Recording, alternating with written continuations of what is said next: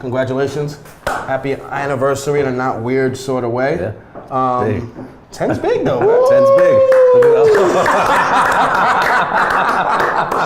This is not playing. You knew this? I didn't know that was playing. Wow, this is too dope. This is too dope. I did not. That's hilarious. We can't both blow it out together. No, so it's not gonna I'm gonna let you. That's too dope. Who's gonna blow it? You got it. 10 in the books. See, very dope. See, thank you.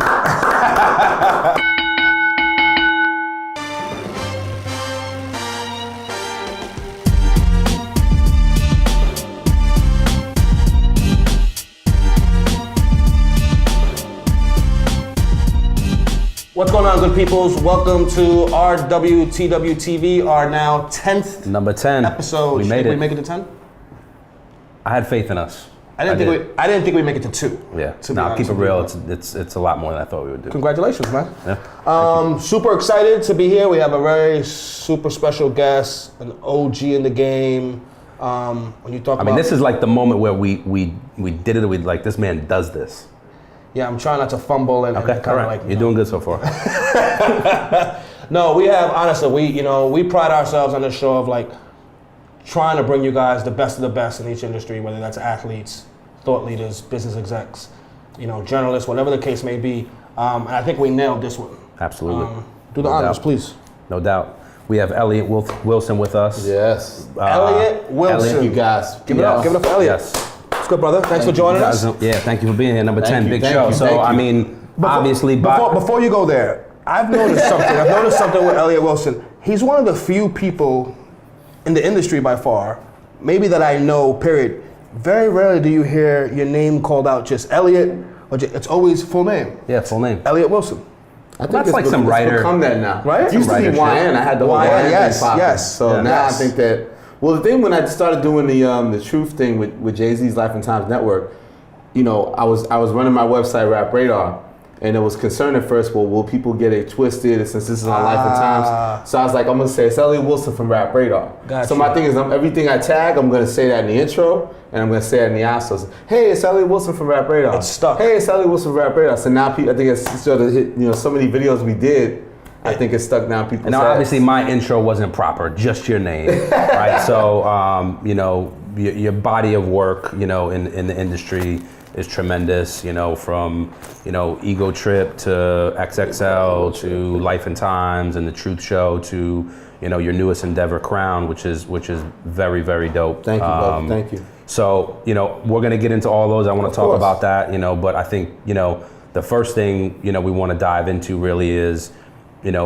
Such a vast body of work. You've been doing this for a really long time, right? Mm-hmm. And I think that, when we talk to a lot of people who've been doing what they do for a long time, is you tend to be able to kind of break up your career into, key moments or essentially chapters, right? So out of everything you've done, kind of take us back a little bit. Where did it start? And let's talk through a little bit of the progression and what those kind of big key moments for you in your career that were kind of stepping stones for what's next. No, of course. I think it's funny, interesting with you guys, because I always feel my life was sort of a hybrid of sports, and then eventually it became hip hop, right? Nice. My father used to play baseball.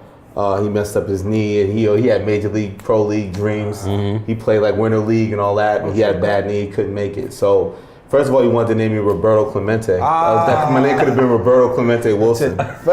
So that would have been real smooth. No pressure with that. No, but here's the pressure that comes after that. That would have been If I'm not going to unbelievable. name you Roberto Clemente, I'm going to name you Elliot Jesse Wilson Jr. He's Elliot Jesse Wilson Sr. So he's pressure all around, giving me man. the Frank Sinatra Jr. shit That's off top. So that's the thing. I grew up always feeling like I'm going to be something. Like that's one thing I was blessed to have. Like even though I grew up in the projects, I had both my parents, and I felt like I was going to be shortstop for the New York Yankees. Like I was built to think I could be that.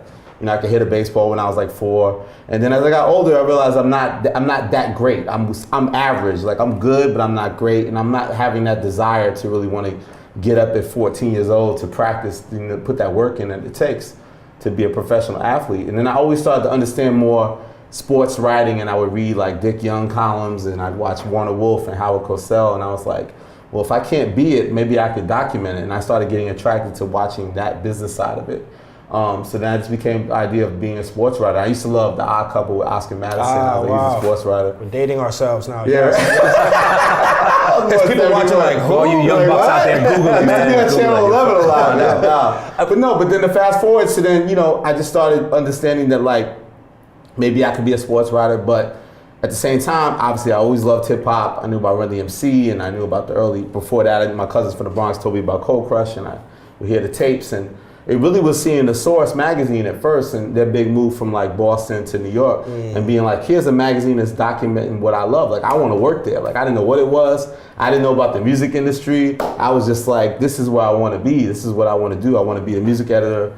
That was my career goal. So. And at what age is this where you're thinking, and the reason I ask is, we know people to this day that are holding on to the dream, whether it's to be an athlete, whether it's to be a rapper. Oh, 16. So that's early. So early, you're like, you know what? Called me I just figured you were early. I just figured it out like a year ago. I didn't want to play for the high school. I love my father. My father's great. And he don't think I'm but I was 16 and I said that, and then because it's that high school thing. Like, to me, it's like you could have fun. Like, I did all the CYOs.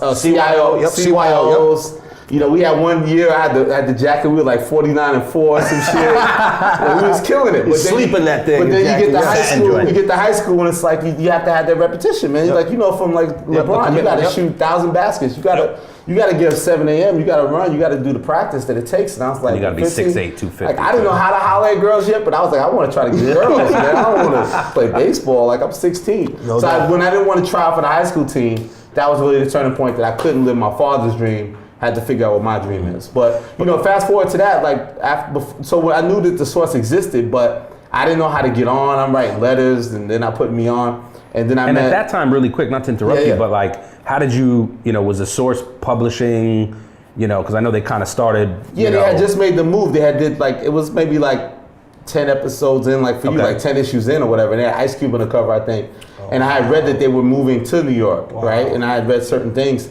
And I was excited, and then they had a search for a new editor. And I remember I sent in submitted materials and tried to get the gig, and I didn't get it. And they hired like this guy, Rob Marriott and Carter Harris, who were great writers in the 90s about hip hop. And around the same time, I went to a KRS-One show in New York. I saw it in the Village Voice, and I was just like, I'm gonna go to this show. Like, I had no friends really. I was on Herb. I was in Queens. Like, I'm just gonna get on the train. I'm gonna go. I forget where it was in Manhattan. It's probably a club that doesn't even exist anymore. But it was a KRS-One show, and at the show, I met this guy Haji Akibade and Sasha Jenkins, and they had just started their own independent newspaper called Beatdown. It was a hip hop newspaper. And back then there was Rap Sheet, which was based in the West Coast, and there was Beatdown, and there was this battle over like what's the #1 hip hop newspaper. So I met those dudes. I was like, put me on, and they made me music editor, and that's how I started. And then from that led to Ego Trip, and then after Ego Trip, that's when I finally got the Source gig. So at 25, I got my dream job as music editor at Source. You said something there that I want to kind of circle back on. You said you didn't get the job that you wanted. What was that feeling like? You didn't get the job? I was mad. I'm sure, right? I'm sure, felt right? like motherfuckers is fronting on me. Right. Like, I didn't know the industry. I didn't know who people knew, or I didn't know how to navigate fully. Like, that was the thing. Like, to take you back to that part, so then actually before that, because I'm old as hell, but so 92, I guess, I go to community college, LaGuardia Community College. Oh, wow. And at the time was when I started realizing, okay, there's a music industry. So what I realized was radio DJs would get the vinyl, and if you were a writer, publicist would get the advanced cassette. So I used to pretend I was a DJ and get the vinyl pieces and basically get all the content.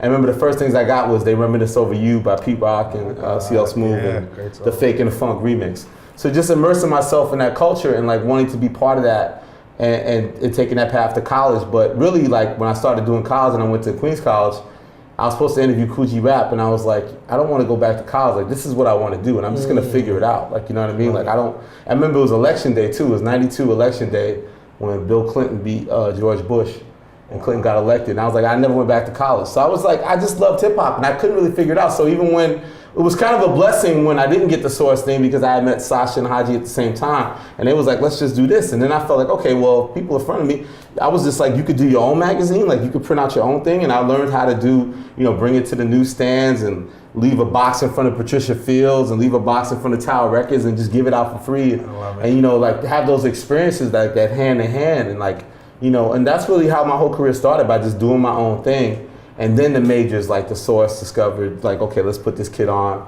the Vibes, and all those people started recognizing us. But it really was just us doing it in the 90s, very passionate, doing it independently. And that's how you have to. I mean, we probably, in our 10 shows, we've probably talked about it 3 or 4 times that and I think that's the best piece of advice, and that's literally how we've gotten on too, is a door's closed in your face. Yeah. That doesn't stop you. You go and find a way, because again, I've always believed I can do it better, or I at least belong, and it's or the rejection defines you. I think a lot of times the new generation, they want to map everything out because they have access to so much information. They think they can plan it all out, and they think it's a perfect career path. And to me, the path develops once you first hit that obstacle. How do you go around that, or how do you figure out, okay, this didn't work that way, how do I figure out how to get past that? I think that's the process. That totally helps. I mean, you've got a story, we won't say who, but there was a company or an organization early on in your career you reached out to, and they sent you this letter that he framed and put it on his wall. Yeah. And it was basically kick rocks, man. I was without saying kick rocks, or look out the window, you see those yellow lines in between the go play street? Go play in between them. It was basically it. But to your point, that's the fork in the road that defines people, whether, are you gonna cower and go say, maybe this isn't for me and I'm gonna do something else, or say, you know what, no, I'm so passionate about this, I'm gonna find a way. So. And then what I also started to learn was a lot of that era of the 90s, we would glorify the writer. The writer sat down with KRS-One and got this incredible interview, But then I started to realize, well, who's he sending his copy to? He writes his piece. Who's he sending to? It's the editor. Okay, what does the editor do? The editor doesn't run around and interview everybody, but the editor edits the writer's piece, gives him feedback.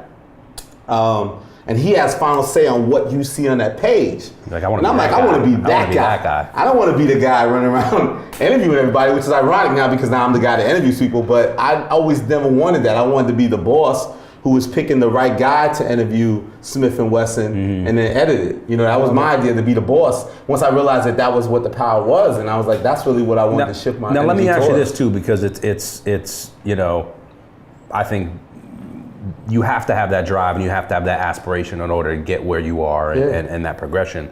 But there's also that, how would you have described yourself? Because there's some people who, they're in a certain role, they want that other role, but they're disgruntled every step of the way. And to me, you can't do it. When I got clearly, what's that balance of, being ambitious, wanting that big goal, but being able to navigate there in the right way? I just think you have to figure out yourself and being honest with yourself. When I was at the Source, I didn't want to be editor-in-chief. I didn't feel I was ready. I wanted to be the music editor. I wanted to be in charge of the mics. I knew what that meant to the barbershop. I knew how important that was. I knew what the culture. You were in charge of the mics. Yeah, I was in charge of the mics. So that was the thing. The Bible, man. Yeah, so I was I'm at the Bible, and then we got the mics, and and I remember the first time in the first meeting I had, they used to be it was always this mystery about how does it get done? Is there a big meeting? Does everybody weigh in? And I was like, okay, well then when I got the gig, the idea was, okay, well you get the record, the cassette, you dub the cassette for 5 or 6, 7 people on staff, and then everyone listens to it and everybody comes with the opinion. Then we have a big meeting, everybody weighs in on what they think, and you sort of monitor that conversation and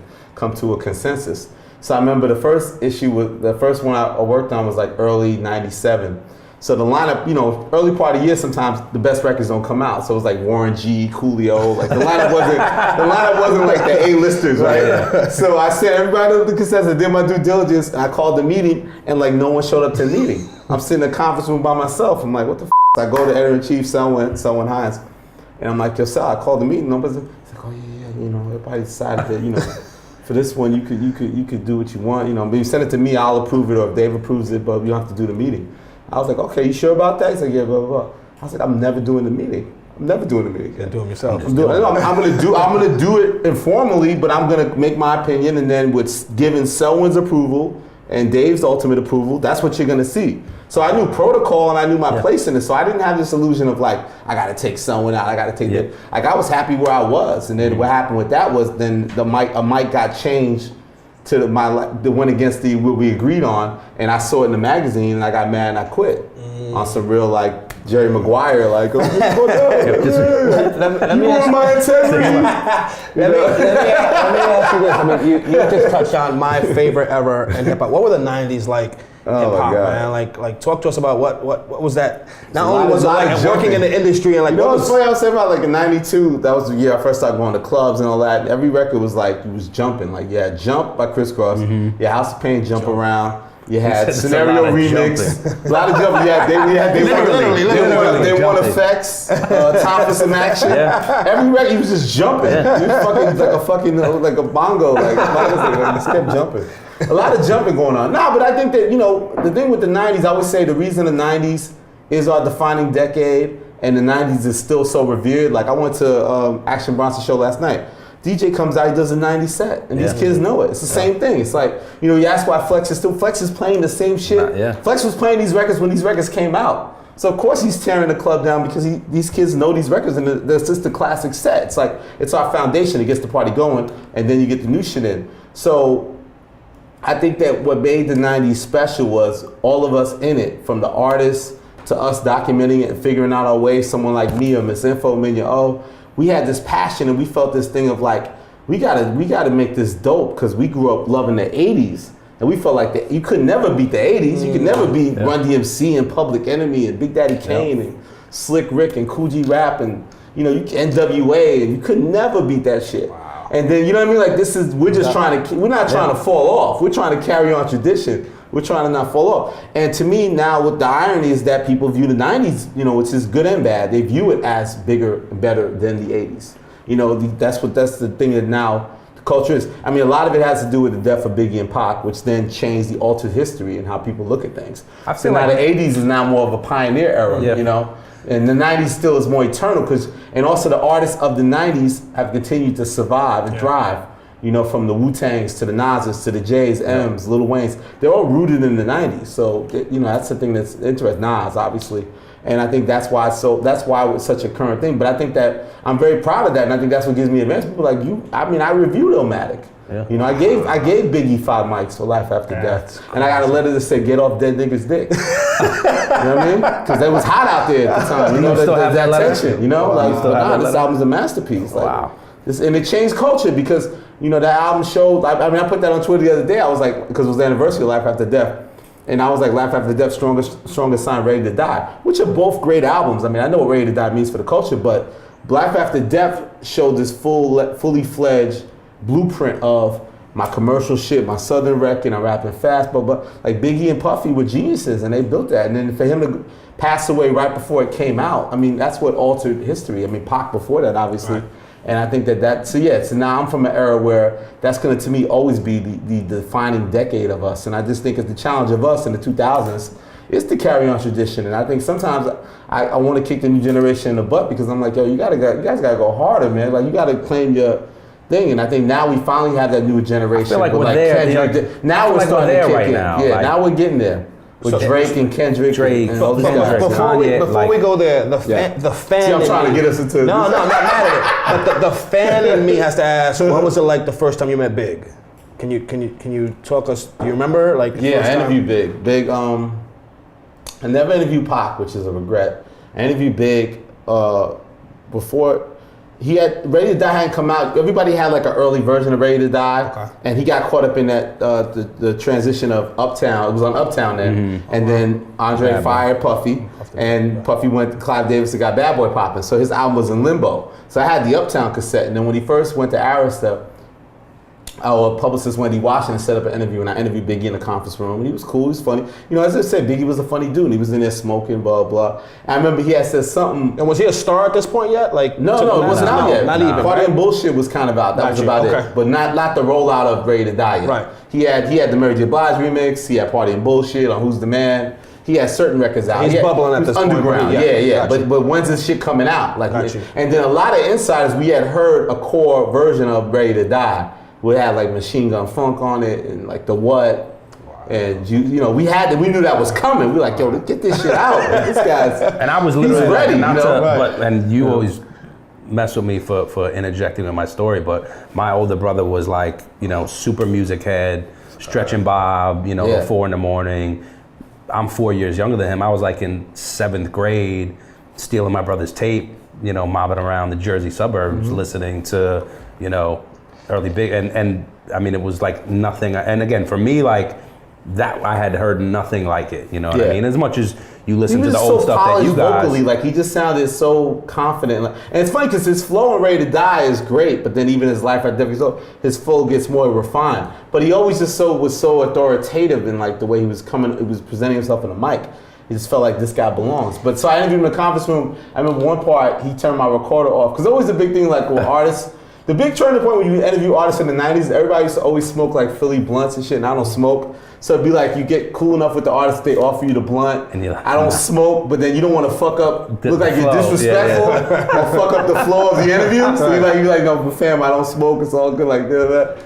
And he had said something about, like he had just married Faith, and he had said something about, groupies and shit, and he turned my recorder off. He's like, that's just for you, that's just for you. And then he turned the recorder back on. I'm like, this guy's comedy. Like he sees the big picture. So I wrote that for Ego Trip at the time, and I turned it into an article for Herb magazine, which is a West Coast magazine. Like I was one of the first.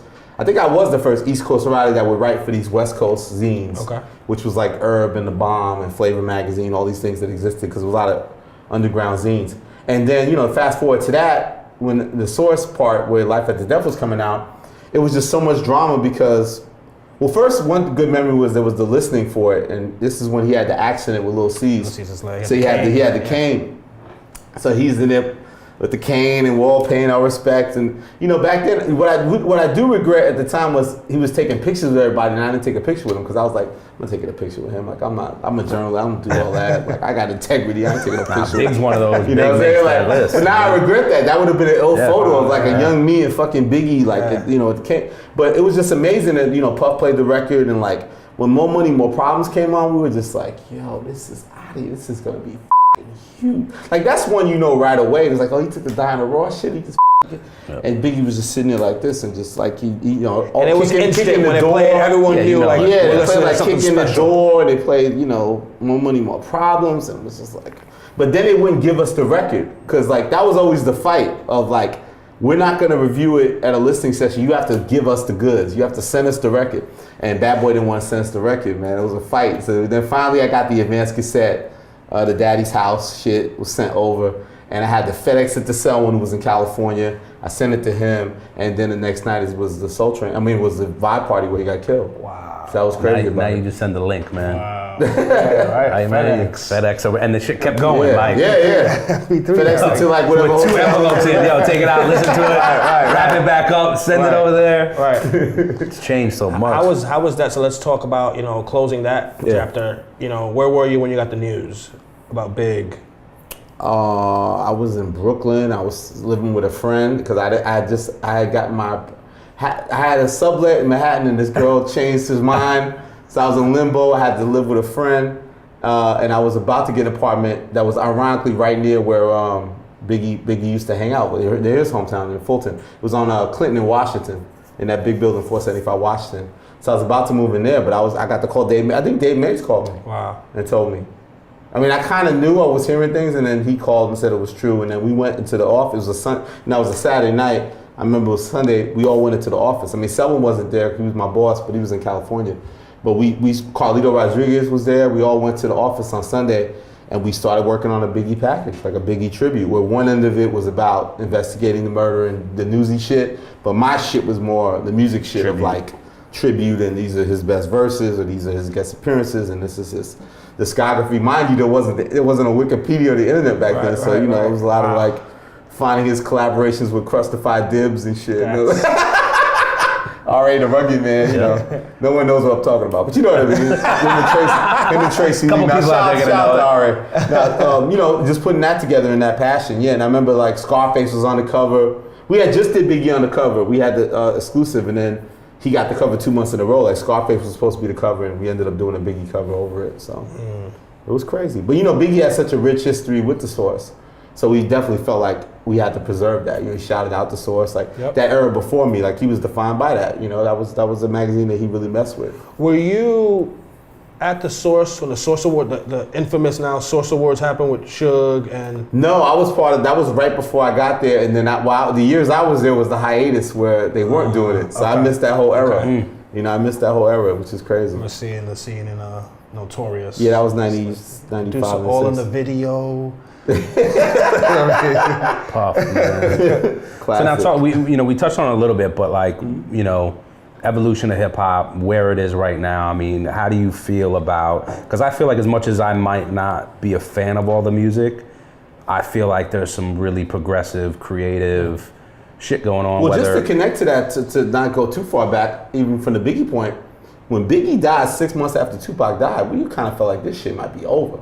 Like it was a very sad, depressing. Hip hop might be like over. Might be over. You might be fucking disco. Because remember in hip hop, we always fought against that. We're not a fad. We're a culture. We're gonna survive. And it'd be like, well, you know, too late. Like our you watch all those early interviews. It's like Run DMC. What's going on with hip hop? Hip hop is here to stay. It's like you had to you had to champion it, like defend what was going on. But then the energy, like what I was trying to say, people need to understand is like, Tupac was the undisputed top guy in the game when he died. And then 6 months later, Biggie was the undisputed top guy in the game, and he dies. And obviously they had that history and conflict, and we don't know what the details were. We still don't know for sure. But just that energy of like, what are we doing with the culture? Like, what's the energy gonna be? And it was just such a dark period. But then, Puff did the Missing You and all that, and then Master P came out, DMX, and all of a sudden hip hop and Bad Boy had their run. And hip hop got bigger than ever, and now it became this thing of like, we were breaking down these commercial doors, and like we were really dominating pop culture. Like those Bad Boy records were big pop records, and like, that run that they were dominant on the charts all those years. And from a street level, Master P stepped up, and DMX stepped up. And by the time you get to '98, and my last years of The Source, we're making real money. Like I was telling you, we get USA Journal and Dave Mays made $7 million. I'm like, can I get a raise? Like it's popping. Like, so we went from this darkest depression to being like, this is a business. And for me to feel like, on one end, you were trying to get your first cell phone. Yeah, exactly. No, but to feel like I did my own independent thing and felt like The Source was this very established thing. And then come to realize they weren't. They were just small and independent like me. Trying to figure it out. And then now the paper was coming in like real, you can get a Pepsi ad and you can get real corporate shit. And hip hop of that late 90s, leading to 99 and Bling Bling, that's this thing where hip hop is like boom. And then now the 2000s is still reap the benefits of it just on that commercial level. That was really like, the deaths of Biggie and Pac led to this great, like, this depression was then turned into this great, rebirth of hip hop in terms of, things that we do in terms of the business, in terms of like opening those doors that like, it was very like sparingly ever taken seriously before that. And that energy of like the late 90s into the 2000s was really it. But no, just on a cultural musical level, I just feel like sometimes in the 2000s, we had great eras of Rockefeller and Murder Inc. and Dipset and all these type of eras, but, I just think that sometimes we get a little defeated and feel like, well, we can never compete with the 90s. And it's like, you got to go for what your thing is. And I feel like this generation is now starting to really and feel not to way. discredit, that I would say the people that carried the torch after Pac and Big, because, you have a few of arguably the biggest. Well, Jay was the dominant force. And Jay did, but I also feel like those guys, not that but I didn't feel there was a big cultural shift in the music at that point. It was just more great music that was kind of, in the same, I feel like that shift is happening now. It was a little bit of a funky period, but like, I feel like those guys are starting to do, I'm not the biggest fan of all of it, but I feel like you feel that energy of a new identity, a new shift in the culture. And everyone's kind of, you look at like a Drake and his lane and Kendrick's lane and Cole's lane and now Big Sean stepping up. They're very unique and they're different. You still got Atlanta, you got a monster like Future out here, you got all these different voices building and creating content, and finding their own voice. And I think that's exciting. So, I mean, this year in particular, like I feel like we've hit the ground running in 2015. Like there's a lot of good stuff out there with the promise of more great stuff. So I'm very inspired. Like I like the way this shit is moving so far. So I mean, it's interesting you say that because, I also feel like with this new generation and, Sean touched on it in the new segment you did with him at South by, but The Crown, I feel like these guys are more than ever, they're all super competitive. I feel like they all. You say these guys, today's artists. Yeah, Drake, generation. Sean, Kendrick. Kanye, Kendrick, all these guys. But more than ever, and I'm not on the super inside of it, but I feel like they're competitive, but they also they all complement each other, and they all are all trying to elevate each other a little bit and challenge each other. They're finding, the younger dudes are finding who they are, you know, what makes them different. And then it's up to the people to decide who's number one. Like Sean said in my thing too also, like, let's bring it back to the barbershop debates of who's better, like Kendrick, Drake, Big Sean, Wale, all these cats, you know. I do think Kanye deserves a lot of credit. I think Kanye, like you said, of that era when the 2000s identity-wise, Kanye was so different, and I always try to tell people, and people always say this, but it really was true. Nobody thought this guy could even be a rapper. You know, we told him to stick to producing.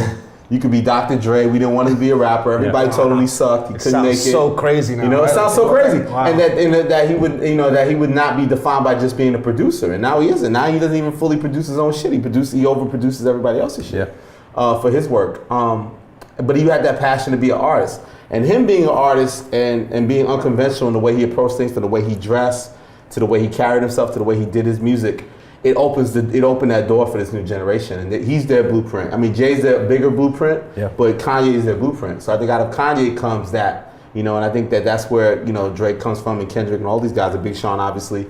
And I think that we needed that Kanye breakthrough to kind of open up this identity of this culture. And it's a different type of competitiveness, like you were saying. Like, it isn't that I'm the best MC. It's like a positive. It's not a beef back and forth. It's like a, you know, I'm going to challenge you and, you know, see what you got. Like, it's a little bit of a... And I know what my voice is. You know, Big Sean's trying to make shit that's his lane, and Cole's in his lane. And I think it's good. I mean, it's great energy. You know, I think that we've had a lot of great stuff already. Like I said, and I think 2014 was interesting because I think we had some good albums, like YG's album and you know, Cole at the end, obviously, and Nicki made a good album. But there was an overall lack of, to me, energy in the culture. Like, it just felt like it was a lot of peaks and valleys. It wasn't this consistent thing. But I feel like ever since this year's kicked off, we've had this thing, and I mean, I'm on social media, obviously heavy with Twitter. More than he is. I think he's a little more than you, my G. Just so everybody knows, I went up to say what's up to Elliot when he got here. He basically scolded me for not being active on Twitter. No, I followed you on Twitter. I was like, you got like 4 tweets and shit. What's going on? So you gotta do better, man. I'm gonna do better. Listen, I'm gonna do better, man. I promise. At least put this episode up. I will. I'm gonna put it up. Let me ask you this, shifting gears a little bit. Rap Radar. Yes, sir. You know, we talked about how you worked at, you know, you were at The Source, you were at XXL, you've been at all the, you know, you've been at zines for most of your journalistic career. Getting my print on. Yes. What was the killing the trees, man? Moving on the newsstands, building that net worth off the newsstands, my G. Your movement. I'm a movement. You know, what was the thought process behind, you know, starting it? You know, what is it? What's your goal with it? I credit Paul a lot. I mean, you know, I had a tremendous run at XXL. Like, I feel like it'll, you know, it's a whole different era now, obviously. Yeah. So I got this Source gig. I mean, the XXL gig. I left the Source in 98, and then 99, September 99, I got the XXL gig. And shout out to John Schechter too, because he recommended me, and he's a good brother, and he's, you know, I know you guys probably know him. Nope. He recommended me to Dennis Page, and I finally felt like, okay, I'm ready. Like I said, I didn't feel like I could be an editor-in-chief at the Source. I wasn't ready for that, but I felt like, and I understand this, I can do it. They're gonna give me a shot. I'm gonna make the most of it. And I had a great run there, and I did a lot of things that impacted culture. And then as it ended, you know, you've been at someplace so long. I never thought I'd be the guy to have that job where I was there like 8 years, like 99 to like. Shout out to Coffee and Smiley too. Yeah, Coffee and Smiley, my guys, man. Those are my guys, of dudes. So yeah, we put a lot of work. I think I did like 87 issues, 100 issues, like a ridiculous run, like I never had seen. And, you know, the thing is, like, you know, we had this whole mantra about we got to beat the Source. And, you know, in terms of leadership, it's always like, it's easier to lead a team when it's about like, this is the guy in the mountain and we need to gotta go. When you're the underdog, it's easy, man. And we got to chop their head off. We got to take it. And we got to stand on the mountain. And then the challenge was about 05. We felt like we won, and it was selling more than them, and it was pretty much winning. And then now we have to maintain it. Now you got to defend the title. That's a different energy. Absolutely. You know, as a champion, you got to defend the title. So, you know, my ego was feeling like, you know, I don't know how this is going to end, you know, and it ended up ending in a bad way. But, you know, at the time, I'm trying to figure out what I should do, and I'm competitive, and I'm like, you know, it goes down, and I'm like, I want to go back and try to buy it, or I want to do this, or blah, blah, blah. And then Clemente Wilson came out. Exactly. What do I do? But now Paul sat me down, and Paul was like, you know, and I to be fair though, I had noticed the shift towards the internet. What happened was about 05, when we became the #1 magazine print-wise, the Now Rights and all these websites were popping up, these blogs. And I noticed I would go to the office and I would go to my office. And by the time I walked to my office, everybody was on Now Right and shit. And I'm like, what are you doing? It's the internet. Everything was breaking through the internet now. It was that shift of things weren't coming through the industry where, like I was saying before, you had to get the advanced cassettes, the goods through the industry. Bad Boy had to send you Daddy's House, you know, the album. The kids were getting on the internet first. And I was like, we got to do something. We got to build XXL website. So we built XXLMag.com. And I got the best bloggers. I had this kid, Brendan Frederick, who now runs Complex underneath my friend Noah Callahan Bever. And Brendan was like, you know, there's all these bloggers out here and these are the voices of today. And we put together a great team. We did great work on the internet. It got overshadowed because the magazine was still at a height. But so I was already kind of familiar with the internet and starting to understand that bloggers weren't just, because I used to always diss bloggers and act like they were just punks who couldn't get on as writers and were dissing me. So if you can probably still Google me like with dissing bloggers like in 2005, 2006, talking crazy. But then I realized, no, this is if I grew up then era, I would be a blogger. You know, and I was kind of being fascinated by, well, how does this work? How do you do a website? How does it work? How does this work? So I was already in the back of my mind. And then Paul sort of solidified it. When I sat with Paul Rosenberg, he's like, I think that we should do a website. We should figure out how to do a website. You know, I think your voice is missing in the culture. Like, you know, I used to write these editorials that became legendary and would, you know, shake things up in the game. And, you know, he felt like this could be my platform to get my message out and my opinions on things. And he ultimately came up with the name Rap Radar too, to his credit. And we would go back and forth, and then, you know, that really was it. It's funny, at the time, Perez Hilton was popping like in the guys before TMZ. Perez Hilton was like the king of the gossip and blah, blah, blah. He was like, you could be Perez Hilton. I'm like, I don't know what Perez Hilton. Like Perez Hilton doesn't get beat up. Perez Hilton and hip hop. So I was like, okay, trying to get beat up every day. I'll be the Huffington Post of hip hop. But nah, it just popped in. It was like, it was great at the time. And my thing was like, my thing would make me different than the Now Rights and Two Dope Boys that were out at the time. And I mean, they're still out now, but at the time were like the Apex and New Music Cartel. I was like, I'm gonna approach it more from a mainstream level where I'm gonna celebrate the bigger guys first. Like, I'm not gonna put every artist on. Like, a lot of sites you're taught to put everybody on because if you put 40 things up, you're gonna get a lot of page views. I was like, took an opposite approach. I always tell people like, it's like that Seinfeld episode of Opposite George.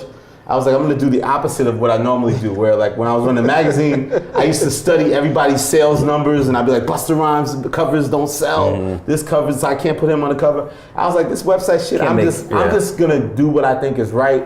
I'm not gonna go to Google Analytics. I don't care. I mean, back then it wasn't even Google Analytics. I was like, I don't care about the numbers. I'm just gonna stay consistent. I'm gonna approach it like a job. You know, we're gonna get up early. You know, my man B-Dot, Brian Miller, we're gonna get up early. We're gonna get posts up before 12 noon. We're gonna get like 12 posts up. That was early, before 12 noon. Was early. Like get up 6 a.m. No, get up 6 a.m. Get posts up. Get up 7. Like wake up to the rap news. Like, it was a job. It was a business. It was a job. Yeah, approach it like a job and a business. Because that's all I knew. Get me an office. Let's get me a desk. Like, so I don't get on my wife's nerves. Give me a place to go. You know, and that sounds like I'm gonna approach it like a job. These guys weren't approaching it like a job. And I feel like if I approach it like a job, I'm gonna build an identity to show you why Rap Radar is different. And then it'll be your choice. You know, you're still gonna with their sites and with my site. And that's what kind of paid off. And then it just took off. And then we were that one that had the credibility and the impact and the influence. And our numbers still aren't like the greatest numbers, but I think everybody knows Rap Radar. And it still means a lot for artists to be on Rap Radar. And I think I'm very proud of that and the work that I've done and Brian Miller and Paul for believing. Paul Rosenberg for believing. Absolutely. It feels like you've always been a step ahead, right? Like you were at the source and it was popping and you went XXL and built that and you kind of started their web presence. Sipping that green tea, man. Yeah, nothing like that green tea, right? Cleans you out. And I think, you know, South by Southwest, I gotta get the toxins. Natural juice. You know, you just talked about Rap Radar, and which I think is a great, your progression, you know, which I think takes us to Crown. I looked ahead of the curve. Well, back then, to get the Crown, I looked ahead of the curve then. Like, how did you know print was dying and you went to a website? Absolutely. I mean, the circumstances worked in my favor, but I just trusted my instincts and it was time to like do that. But, you know, to go to Crown, I was telling Justin earlier, like Crown kind of came out of the idea of like, it was funny because I used South by Southwest, this came from this year's South by Southwest. South by Southwest has ended up being this kind of gauge of my career, which is funny. The first year I went was 2009. I had just launched Rap Radar, like March 9th. I launched it the day Biggie passed, March 9th, 2009. Wow. You know, because I felt like that was always a great day in hip hop, and I was like, you know, that might be a cool thing. I wanted to launch it in January. It didn't work out. We weren't ready. I was like, let's start the site on March 9th, you know, 2009, which was like, what, the 12th year of Biggie's passing. I was like, let's launch it that day. And then a couple weeks later was South by. So I'm at South by, you know, giving out Rap Radar stickers and Rap Radar cups and, you know, go to my site. I'm the XXL guy. I'm like, I just started a site called rapradar.com. Go to my site, rapradar.com. You know, you the XXL guy. What's going on? And I'm like, I'm not an XXL anymore. Go to rapradar.com. So every year, like, then every year, it's like, oh, I go to Rap Radar. Like 2010, I go to Rap Radar, blah, blah, blah. 2011, yo, I with Rap Radar. So every year was like, blah, blah. So then one year I was like, okay, well, now that people know what Rap Radar is, what am I supposed to do? Like, can I do a showcase? How do I do something cool, like, to show? And it just never came together with an idea with, like, I didn't like the way artists, even to this day, they do all these different showcases. Yeah. And I didn't have the backing to, you know, get an exclusive artist. So I was like, I'm just gonna study the game and see how things are moving. And then I hit up Jesse Kirschbaum, who runs a new agency, and I was like, I want to try to do an event. And he's like, okay, well, I got this space last minute. This is like 2012, I believe. He's like, I got the space, you know, we could do something, blah, blah. Do you have an artist you think you can get? And I was like, Young Jeezy. Is Young Jeezy ever play South by? I was like, so I was good with Jeezy. I tried to get Jeezy to do it, and last minute he pulled out. It didn't work out. And I was like, that was a missed opportunity. Then the next year, South by started getting more and more popular. It's like 2013. I'm gonna hit Jesse again. I'm like, yo, is there anything I could just come in and host? Like, you know, I wanted some kind of presence to step out, get in the mix, and stand out a little bit more than just playing in back and being in every showcase. And he's like, why don't you interview somebody? And I'm like, well, I don't know. I hate those panels. Like, I hate going to boring panels. Like, I didn't want to do the big, like, you know, you go to my 2:30 panel and like everybody sitting around. Like, those things are always boring. Like, I don't want to do blah, blah. He's like, no, if you interview an artist, it might be cool, blah, blah. He's like, who would you want to interview? And this was like Good Kicking Mad City had just came out and everybody loved it. I was like, maybe I should interview Kendrick. Like, I don't want to do an OG. I was like, maybe interview Kendrick. Like, that might be crazy because I've never interviewed him. And it'd be great to get him. So I booked him. And when I went to show up to do the interview, all these fans were already kind of lined up. And I was like, wow, this is cool. Like, these kids are sitting out. These kids are sitting out waiting for us to get into the building. For an interview at that, not for a show even, right? Yeah, and I mean, obviously at that time it was because Kendrick was Kendrick, no doubt, obviously. but still. But then some of the kids knew who I was because of social media, because of Twitter. And I was like, and I just felt like... See, tweet, man. Tweet is important. Getting there. Tweet is important. So I was like, yo, this energy is different. And then we did it, and the crowd was very active, and I felt this good energy. And we did the interview, and it was done. And I looked at Jesse, and I was like, there's something here. We can do something here. I think I could get people to pay money to watch me interview somebody. Does this sound crazy? Wow. So at that point, though, it wasn't crowned yet. That was. Yeah, it wasn't even called Crown. Okay. Yeah. It was originally called, Ebro loves this, it was called CRWN. It was called Conversations with Rap Niggas. Because I was like, what makes me different? Like, what makes me different? I was like, other motherfuckers, you know, because I'm yellow nigga, like, I'm so anti, you know. I think because I'm light skinned, I always try to go very established and very anti-corporate. Like, it's like Little Wild Summer League team, DDL. So I was like, you know, these motherfuckers do interviews, I have conversations with niggas. Like, I talk to, they respect me. I'm different. I have conversations with rap niggas. Like, it is what it is. Like, it's not like I'm doing the puzzle. So tell me about your album. And then what is your first single? Like, you move the letters around a little bit. Yeah, Jesse's like, I don't think that's really gonna work well. He's like, well, what about Crown? I was like, Crown? He's like, CRWN. I was like, oh yeah. Well, I thought of Under Crown, you know, due respect to them and all. I was like, you know, maybe I don't want to feel like I'm biting off them, but I was like, no, but I was like, well, I'll do Crown. I like it, it kind of works. But I don't want to do a thing about like Crown, literally. Like, I don't want the Burger King shit. Like, it's just like ESPN. Like, you don't even know what the like, let's do it like that. Straight letters. If anything, give me a hashtag. Like, hashtags here. And let me build this through social. Like, very again, social is my thing. Very digital style.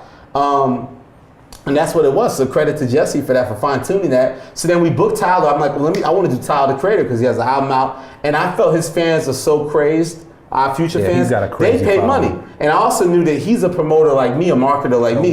He's going to put the link out. He's going to say, go with my shit. Blah, blah, blah. And he did that, and the shit sold out. We sold our Highline Ballroom, 500 tickets, like in a day. That's crazy. And like to see an interview. And that's when Rosenberg would be like, yo, what are you doing? What is this thing?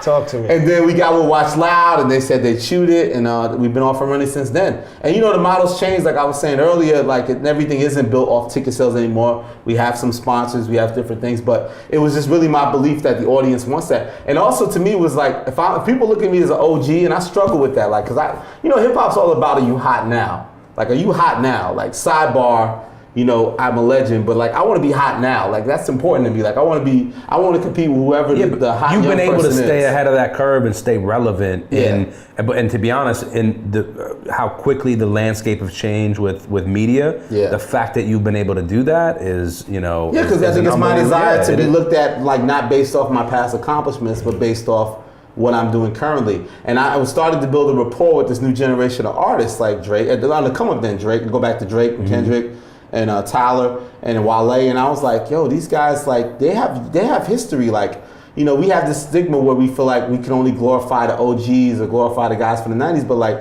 these young guys have history. Like they may be putting out their first album and their second album, but they got like 4 mixtapes. Right. Like you go to their show, there's 400 people that know every word to track 12 in their mixtape. Like they have a history.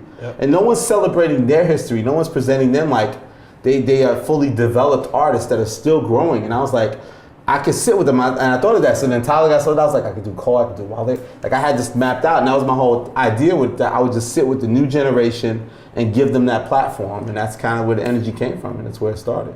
You know? I'll say this, man. As we looked, you know, as I did research for this show, he calls research his own. As he's Don't walking believe the hype, man. as he's walking in, he Googles. Like, I'll go to his Wikipedia right quick. I'll check that Wikipedia a little something. But you're joking. I sent them the wiki link actually.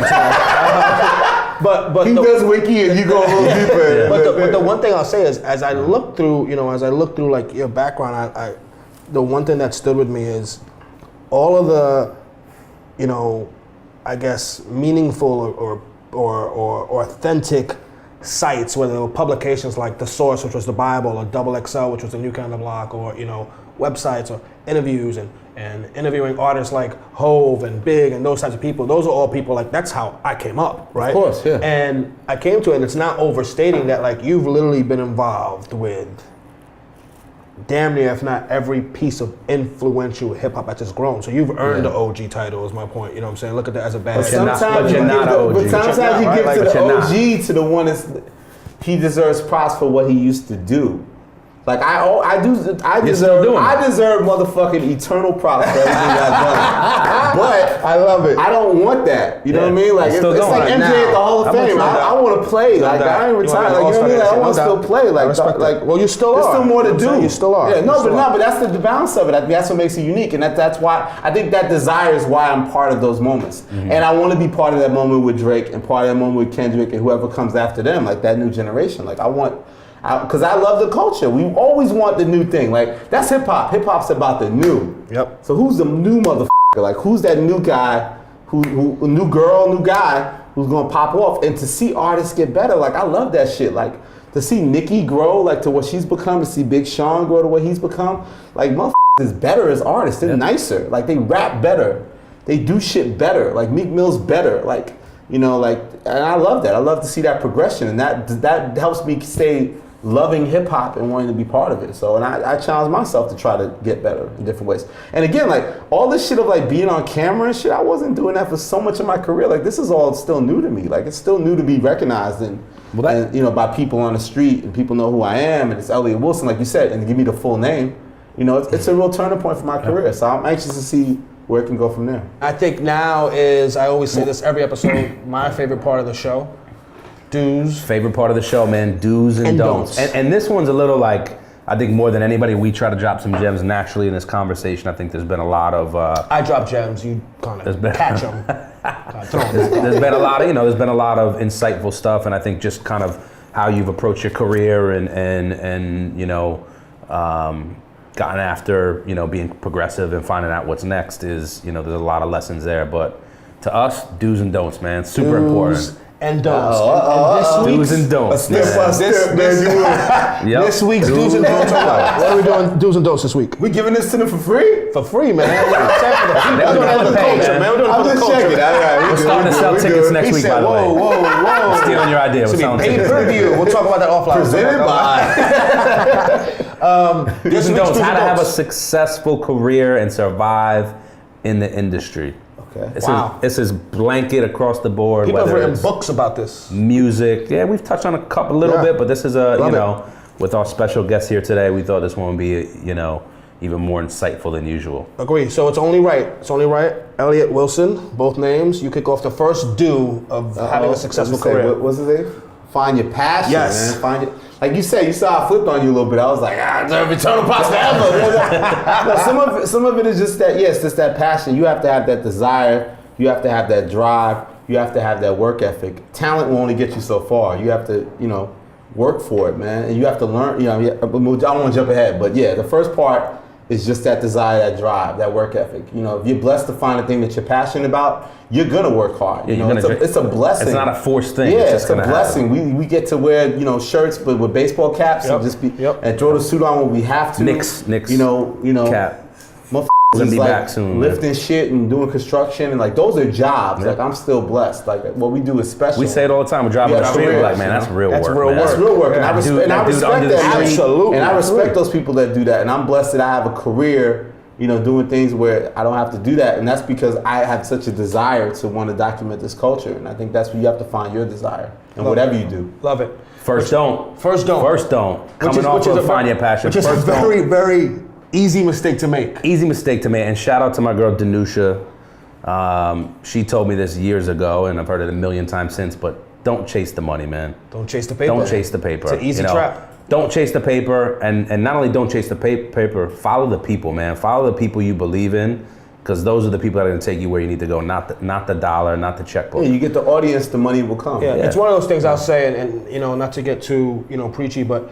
I always look at like our parents' generation. They did what they had to do to make money to put food on the table, right? There was no follow my passion. There was no, it's like do that shit on Sunday afternoon, right? It was like, hey, we got to work to do that. Yeah. And I think our generations and the generations after us now, we've seen it. We've seen a DJ Clark Kent that's made a living off DJing, a very good living off DJing. We've seen Futura, who's a graffiti artist, make a living off that. We've seen dancers, we've seen all that. So follow your passion, man. Don't chase the paper. If you do it well, it'll come. So, which leads us to our second do. It's only right you do this one, Elliot. Know when to listen and learn. Oh, talk man. to them, please. Talk to them. Here's the thing about getting recognized by people. You can tell right away with someone's energy, right away, what their attention is, and if they're really a knucklehead or there's someone who's like has a future that maybe you can tell right away usually. And it can change, but the more you engage people, and it's just like if you just come when you approach people and you just have your agenda, like you just figured out. Again, it's that idea of mapping everything out. Like, oh, I'm so and so. I'm from Chicago. Me and my guys, we have a movement, man. This is my shit. My shit's a classic. Like you're talking at me, my G. You're not talking to me. Yeah. So we never really even met. According to me, and but that's the thing. It's like you have to know. You have to know how to be assertive, but no. I mean, I don't want to jump ahead. I always jump ahead. No. You have to know when to listen and learn, which definitely just means that you have to put yourself in a position. But at the same time, you have to know. You have to engage with the person and listen to them too. Don't talk over people. Know when to be quiet. So much of growth is learning, observing. Yep. You have to learn to be where you need to be, but also observe, and then apply what you're observing. It's going to come out, even in that. It may not come out in that moment. You're gonna do something weeks later, which is based on something that you observed. And like you got things, too much now is about people feeling like they have to just assert themselves and they don't know when to be quiet and when to listen, man. Shut your voice down, shut up, and listen to what's going on around you. Take the temperature of the motherfucking room. Absolutely. Shut up and listen. Temperature, man. I tell you that every show. Just shut up and listen. That's all No, people keep telling me you need to talk less. Justin, I need to hear more from you. Help you out to shut up. Okay, I'm gonna shut up for the second dope. Second dope, man. Don't think you have it all figured out, man. Don't think you have it all figured out. Young generation, yes. Right, because unless you turn off our show before we get to do's and don'ts, you haven't figured it all out. Refer back to the second do and shut up and learn. Right? Absolutely. Get it? Absolutely. Got it? We just broke the pause button on YouTube, Hey, fam. got that? Rewind it. I dropped the gem on you. Right? Now they're confused. Back. Cash that They gem. just hit the blunt again. They're confused. They're back around. Right, we're gonna leave that Did one this right there, episode man. even happen? We're gonna park it right there. We're gonna leave that there, man. Third do. Elliot, that's all you. Identify opportunities. Identify opportunities. Yeah, you have to know your place. Nobody puts you on, you put yourself on, which is the idea. Please say that again, please. Nobody put me on. Nobody put you on. It's you figuring out how to put yourself on. Love that. How could you be part of this situation? What can you add to it? What's missing? Right. What can you bring to the table? We always talk about that. It's the first question that comes out your mouth is, "Yo, put me on." We're ready and starting behind the 8 ball. Nobody ever puts nobody on. Hit the window on. Really. Agree. Nobody ever really puts anybody on.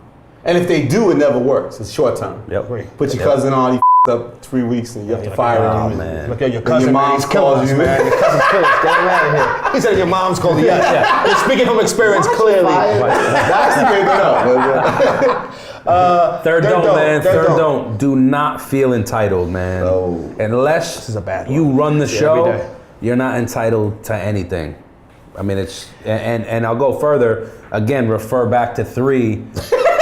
Hey, you doing mathematics, my G. Identify the opportunity, man. Like if you feel there's something out there, there's a next step for you.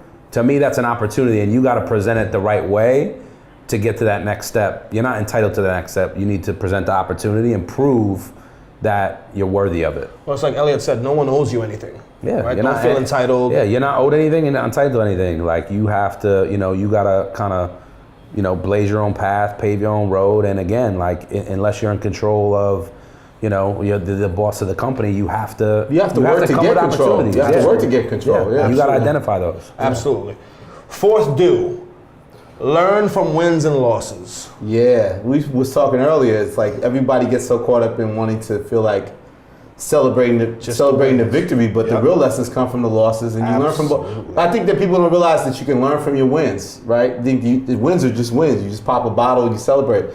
Why did you win? Go back and look at that. Why did that work? Really analyze that. Why did it work? And then obviously, definitely with the loss, get over the hurt of the loss. Tuck it in that night and be upset, and then wake up the next morning and be like, okay, why didn't that work?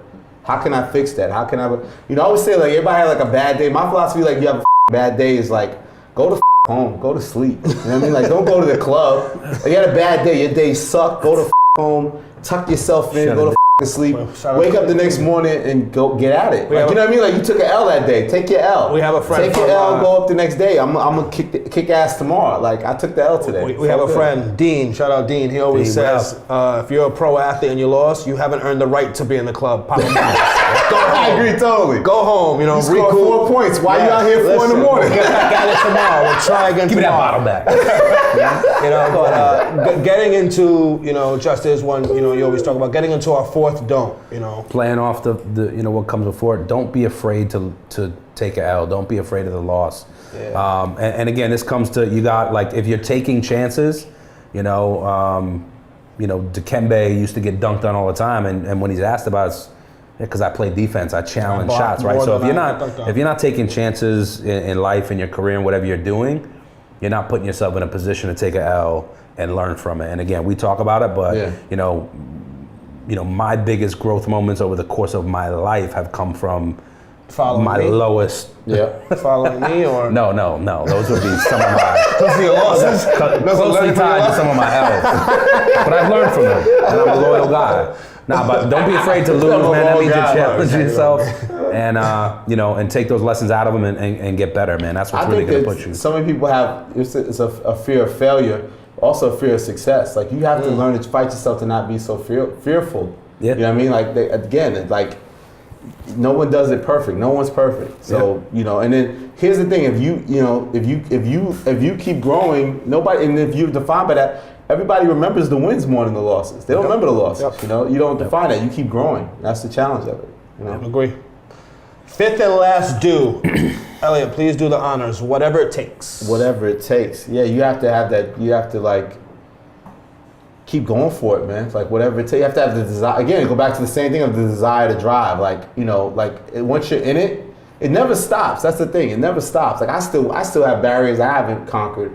I still haven't really had a right situation at terrestrial radio, right situation on television.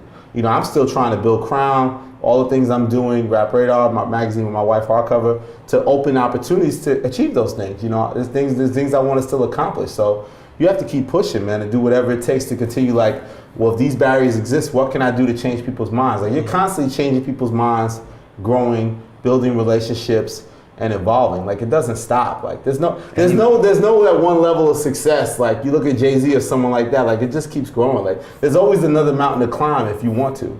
And it's necessary. It's funny. We just had Nigel Sylvester, pro BMXer, on the last show, and we asked him any advice, for people out there looking up to you, and he said, "Don't take no for an answer." He goes, how many times I've been told no. So totally. They always tell you no. Absolutely. So last don't. Last don't. It's a very simple one. It seems super simple, but don't give up. Simple, man. Right? In the words of the late great Jim Valvano, don't give up, man.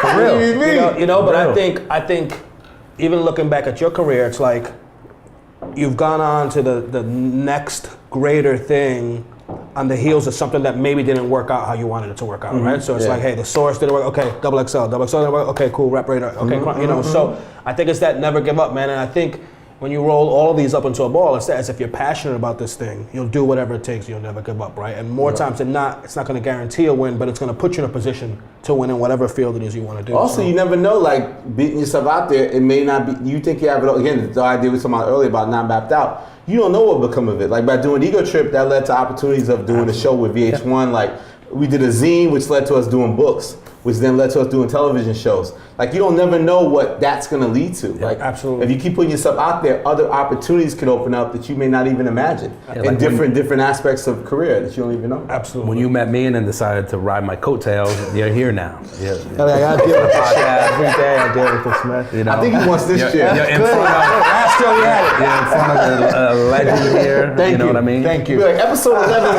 11, we're making some changes shake here. things up a little bit. We switch chairs sometimes. Let me ask you in closing, Elliot. You know, for people out there that are just getting onto you, they've been under a rock. You know, where can they go? Where can they go to learn about you? You know, where can they go to see some of your writings? See some of, you know, what's the best way to? I think it's still social right now. If you go follow me on Twitter at Elliott Wilson, 2 L's and 2 T's. I basically will promote and market the out of everything that I do, but at the same time, I cultivate and curate other voices and other things that are important to the culture. Like if a Kendrick record comes out, I'm going to retweet other people's opinions. I'm going to say my opinion. I'm going to have my stuff. That's a great gauge to open yourself up to know everything that I got going on. My main brands on my website, Rap Radar, my live interview series called Crown, and then I'm about to launch a magazine my wife called Hardcover, which is like a culture magazine. So, and then Instagram also, Elliott Wilson. I think if you follow me on social media, you see me document hip hop culture in very unique ways. So every experience is different. If you follow Rap Radar, that's a different experience of documentation of the culture. You follow me on Twitter, it's the same thing. You follow me on Instagram, it's the same thing. Did you say Twitter? You said Twitter? Twitter. I talked about this earlier. These tweets, we have to. I know E wants us to close. We have to talk about the best thing going right now. Tweet like Dame Dash. Come on, man. I don't want to talk about that because I don't talk about other men. Let's talk about the other men. In front of my son. In front of my son. Nah, I love it. Listen. And I gotta go home and feed my son. I love it. It's unbelievable. Dame is back, man. You know, that's we're Dame. talking about him. I try to tell Dame, like, that's Dame. You know, it's funny because like the tweet like Dame as the best shit that's happened to him in 6 years. Back in the game is just insane. I mean, but that's always been him. Like, this guy's not gonna not be him. You know what bugs me out? It's just that, you know, you think about it, it's like, what, how many years later, 10 years later? That Rockefeller breakup, man, that still stings with us. Like, you know what I mean? It's like, it's still such a defining cultural moment. And, you know, it's eternal. And, like, you know, it's interesting to see what's going to come of Dame with the situations. But, you know, he's always been that guy, man. It's funny to see the behind the scenes, you know, because I've had those meetings with him. But to see it now, everyone to see a peek behind the curtain. He's just in that mode where he's foaming and he's mad at you and he's circling around you and like we've had those meetings. I will say this, Elliot. Our goal is to get this man to tweet enough so we get a tweet like Justin. That's not hashtag tweet like Justin. We're gonna finish this. I'm back on Twitter. Elliot's gonna give me a shout out. We're gonna interact a little bit. No doubt. Listen, man, Elliot, man, thank you for being here, brother. Appreciate it, man. Show 10 in the books. Honor to have you, man. Thanks for joining in. Peace.